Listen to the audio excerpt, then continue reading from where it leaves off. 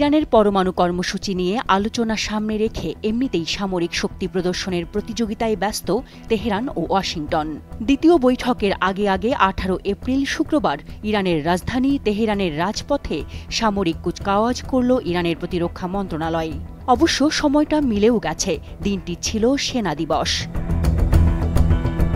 কয়েক হাজার সেনা সদস্যের সঙ্গে রাশিয়ার দেয়া আকাশ প্রতিরক্ষা ক্ষেপণাস্ত্র S-300, দেশীয়ভাবে তৈরি কারার, আরাস ও মহাজেরের মতো ড্রোন এবং বারোয়ারি সামরিক সরঞ্জাম সম্বলিত কুচকাওয়াজে সরগরম ছিল তেহরান। কুচকাওয়াজ অনুষ্ঠানে উপস্থিত ছিলেন ইরানের প্রেসিডেন্ট মাসুদ পেজেশকিয়ান। সশস্ত্র বাহিনীকে ইরানের দুর্গ এবং মধ্যপ্রাচ্যের কৌশলগত প্রভাবক হিসেবে আখ্যায়িত করেন। কুচকাওয়াজ অনুষ্ঠানে উপস্থিত থেকে ইরানের প্রেসিডেন্ট মাসুদ পেজেশকিয়ান সশস্ত্র বাহিনীকে ইরানের দুর্গ এবং মধ্যপ্রাচ্যের কৌশলগত প্রভাবক হিসেবে আখ্যায়িত করেন। অনুষ্ঠানে আরও উপস্থিত ছিলেন ইরানের উচ্চ পর্যায়ের সরকারি ও সামরিক কর্মকর্তারা। পেজেশকিয়ান তার বক্তব্যে সশস্ত্র বাহিনীর ভূমিকার ওপর গুরুত্ব আরোপ করে বলেন, এই অঞ্চলে এই প্রিয় সেনাদের উপস্থিতি বা ভূমিকার কারণেই ইসলামী ইরান একটি অবিসংবাদিত শক্তি হিসেবে পরিচিত এবং একই কারণে দেশটি সংলাপে, লেনদেনে ও আঞ্চলিক শান্তি প্রতিষ্ঠায় নিজের অবস্থান ও নীতিমালাকে বীরত্ব ও পরাক্রমের সঙ্গে প্রয়োগ করতে পারে। তেহরানের রাজপথে সেনাবাহিনীর কুচকাওয়াজের পাশাপাশি ইরানের দক্ষিণ উপকূলে দেশটির নৌবাহিনীও জল কুচকাওয়াজ চালায়। ডেস্ট্রয়ার শ্রেণীর যুদ্ধজাহাজ ও সাবমেরিন দিয়ে এই কুচকাওয়াজ চালানো হয়।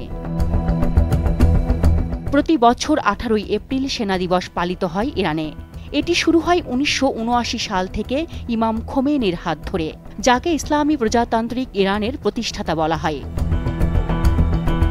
কুচকাওয়াজ যখন চলছিল তখন ইরানের পররাষ্ট্রমন্ত্রী আব্বাস আরাকচি রাশিয়াতে তার সমকক্ষ মন্ত্রী সের্গেই লাভরভের সঙ্গে বৈঠক করছিলেন।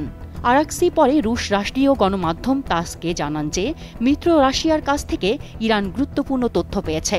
আগের দিন বৃহস্পতিবার রুশ প্রেসিডেন্ট ভ্লাদিমির পুতিনের সঙ্গে সাক্ষাৎ করেন আরাকচি।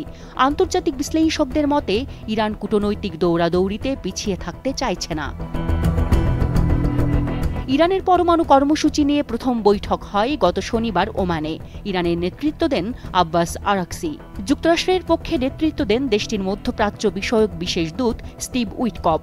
প্রথম বৈঠককে উভয় পক্ষই ইতিবাচক ও গঠনমূলক বললেও পরবর্তীতে ট্রাম্প তার দূত উইটকফকে দিয়ে ইরানের পরমাণু কর্মসূচি নিয়ে 2 দিন 2 রকম কথা বলানোতে ইরান বেশ অসন্তুষ্ট হয়। রাশিয়া সফরেও আরাকচি আবারও বলেন, বাস্তবতা হল যুক্তরাষ্ট্রের কাছ থেকে সাংঘর্ষিক ও অসংলগ্ন বার্তা আমরা পাচ্ছি। এক্ষেত্রে আমাদের অবস্থান যুক্তরাষ্ট্র বাইরে থেকে কি বলছে তা গুরুত্বপূর্ণ নয়, বরং আমাদের কাছে অগ্রাধিকার আলোচনার টেবিলে কি কথা হয়েছে এবং হবে।